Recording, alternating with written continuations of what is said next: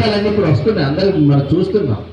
కాబట్టి ఇట్లాంటి ప్రజారంజకమైనటువంటి పథకాలు, ఒకవైపు పథకాలు పంపిణీ ఎంత ముఖ్యమో ప్రజలకు భాగస్వామ్యం, ప్రజలకు అవగాహన కూడా అంతే అవసరం. కాబట్టి ప్రతిదీ ప్రభుత్వం ఏం చేస్తుంది, మిమ్మల్ని అందరినీ ఇన్వాల్వ్ చేయాలి. మీరు చూశారు ఇటీవల కాలంలో పహల్గామ్ అనేటువంటి ప్రాంతంలో అందరూ తెలుసా, నువ్వు గొడవ పేస్తున్నావు, చక్కగా తీర్థయాత్రలకి అంటే యాత్రలకి పర్యాటకానికి వెళ్ళిన వాళ్ళు, అంటే మీరు బీచ్ కాటికి ఎలా వెళ్తారు అలాగా వాళ్ళు విహారయాత్రకి వెళ్ళినటువంటి అమాయక ప్రజానీకం పైన పాకిస్తాన్ నుంచి వచ్చి ఉగ్రవాదులు షూట్ చేసేశారు. అపరిశుభ్రం తెలియని మన విశాఖపట్నంలో కూడా ఒక వ్యక్తి చనిపోయినాడు. అక్కడ ఒక ఫ్యామిలీతో కుటుంబంతో వెళ్ళాడు, కుటుంబం బాగా వచ్చింది, అతను వాడితో వచ్చాడు. దానికి కారణం పక్క దేశస్తులు. మన సైనికులు దేశమంతా కూడా మన సైనికులందరూ కూడా పోరాడి ఈరోజు వేరే సైనికులు అనిపించుకొని ఈరోజు పాకిస్తాన్ మరలా వాళ్ళు చేసిన తప్పుదానికి తలకి ఈరోజు మోకరిల్లే పరిస్థితి. వాళ్ళ అక్కడ ఉండేటువంటి వారు ఏదైతే పాకిస్తాన్ గవర్నమెంట్ ఉగ్రవాదులు పెంచి పోషిస్తూ అక్కడే వాళ్ళకి లైసెన్స్ ఇచ్చినట్టు ట్రైనింగ్ హబ్స్ ఉన్నాయో వాటన్నిటి కూడా పేరు చేసేటటువంటి పరిస్థితి తీసుకొచ్చారు. అంటే టెక్నాలజీని ఉపయోగించుకొని ఇక్కడ నుంచి మన ప్రాంతం నుంచి పైకి వెళ్లకుండా మన బార్డర్ నుంచే వాళ్ళందరినీ కూడా శత్రువులందరినీ కూడా ఒక మెసేజ్ ఇవ్వడం జరిగింది. ఈరోజు ప్రపంచం అంతా మన వైపు చూసింది. ఒక వార్ జరిగింది ఈరోజు 20-30 రోజులు మీరు చూశారు. ఆ యుద్ధంలో మనం ఫైనల్ గా వచ్చేటప్పటికి ఆ యుద్ధం పేరు కూడా ఆపరేషన్ సింధూర్ అని పెట్టారు. సింధూర్ అంటే మీ అందరికీ తెలిసి ఆడవాళ్ళకి ఎక్కువ వింటాం. అలాంటి పరిస్థితుల్లో ఈరోజు దేశం కోసం, ఈ రాష్ట్రం కోసం ప్రభుత్వాలు ఏ రకంగా నిలబడుతున్నాయి, ఇటు నరేంద్ర మోడీ గారు కానీ ఇటు చంద్రబాబు నాయుడు గారు కానీ మీరు అందరూ గుర్తించాలి. మనం సేఫ్ గా, మనం రక్షణగా, మనం అందరూ ఆనందంగా ఉండడానికి ఏ అవకాశాలు ఉన్నాయో అన్నింటినీ కూడా మనకు ఆ రక్షణ కలిగితే మనం ఈరోజు దేశం కోసం ఎందుకు పోరాడాలి, ఎందుకు ఉండాలనుకుంటే మనం ఆ రకమైనటువంటి బలమైన వ్యవస్థని మనం ఏర్పాటు చేసుకోగలిగాం. కాబట్టి అందుకనే మా వ్యవస్థలో మనందరూ కూడా మనం తర్వాత తరాలు కూడా సుఖంగా ఉండాలనే ఉద్దేశంతో ఇలాంటి పథకాలు అన్ని పెడుతున్నాం. దీన్ని మీరు అందరూ కూడా సద్వినియోగం చేసుకోవాలి. ఏవైనా దీనిలో లోటుపాట్లు ఉంటే అవి కూడా మా దృష్టికి తీసుకురండి. వాటన్నింటినీ కూడా పనితీరు జరుగుతుంది.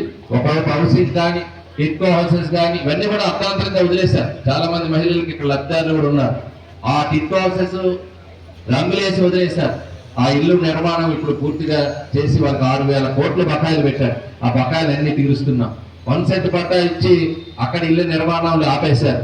అవన్నీ కూడా ఈరోజు ఇల్లు పూర్తి చేసి, అక్కడ రోడ్లు పూర్తి చేసి, అక్కడ స్కూళ్ళు, అంగన్వాడీ సెంటర్స్, ఏదైతే కుటుంబాలు ఒక కాలనీ కొత్తగా ఏర్పాటు అయితే ఏ అవసరమో అవన్నీ పెట్టడానికి ఈరోజు మరి ప్రయత్నం చేస్తున్నాం. రాజధాని లేని రాష్ట్రం, రాజధాని ఆపేశారు. పోలవరం ప్రాజెక్టు నీళ్లు వస్తే వ్యవసాయం బాగుంటుంది, ఆ నీళ్లు వస్తే పరిశ్రమలు వస్తాయి, ఉద్యోగాలు వస్తాయి. అలాంటి పోలవరం ప్రాజెక్టుని ఆపేశారు.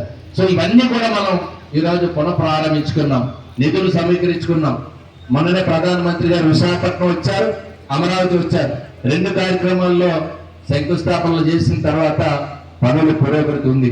విశాఖపట్నానికి ఇంకో స్టీల్ ప్లాంట్ వస్తుంది. ఒక స్టీల్ ప్లాంట్ వచ్చిన తర్వాత బ్రహ్మాండమైన అభివృద్ధి మీరు చూశారు. గాజువాక వరకు ఇళ్ల నిర్మాణం, లక్షలాది మంది ఉద్యోగాలకి అక్కడ డైరెక్ట్ గా ఇండైరెక్ట్ గా ఉద్యోగాలు పొందారు. అలాంటి ఇంకొక స్టీల్ ప్లాంట్ విశాఖపట్నం వస్తుంది.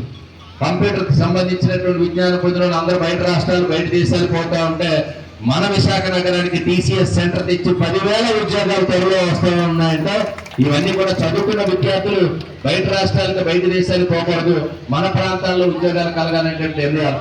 ఇలా చెప్పుకుంటూ పోతే చాలా నిర్ణయాలు ఈ 9 నెలల కాలంలోనే జరిగినాయి. రాబోయే కాలంలో ఇంకా మంచి అనేక కార్యక్రమాలు చేయడానికి మీ అందరి మరి సహకారం కానీ, ఆశీస్సులు కానీ, ప్రభుత్వం కార్యక్రమాల్లో భాగస్వామ్యం కానీ మీరందరూ అయితే డెఫినెట్ గా, ఎందుకంటే పారదర్శకంగా ప్రతి కార్యక్రమాన్ని కూడా ప్రజల మధ్య పెడుతున్నాం. ఇప్పుడు GVMC కూడా పరిధిలో ఉండేటువంటి మన గతంలో పబ్లిక్ గ్రీవెన్సెస్ అంటే ప్రజలకి ప్రజా దర్బార్లని కానీ, ట్యాక్స్ మేళాలని కానీ ఇలాంటివన్నీ కూడా మన ప్రాంతంలో పెట్టుకుంటున్న కారణం ఒక పారదర్శకతతో ప్రజలు ఏం కోరుకుంటున్నారో వారికి అందుబాటులోకి మన వ్యవస్థను తీసుకురావాలనే ఉద్దేశంతో ఒక్కొక్క కార్యక్రమం తీసుకెళ్తున్నాం.